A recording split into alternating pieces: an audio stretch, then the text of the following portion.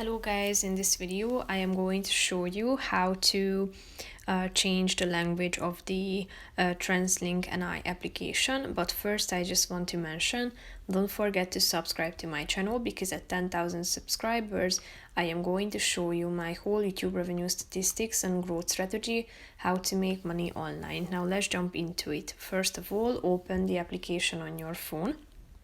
After that, you should tap on this menu icon that you can find in the upper left corner of the screen, and then click on the Journey Preferences section that can be found in the middle of the screen.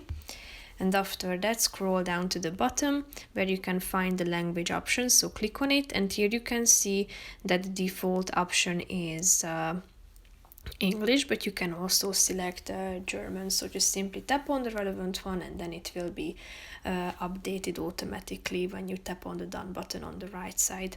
Here you can see it. So that's pretty much it for this video, guys. See you in the next one. Bye bye.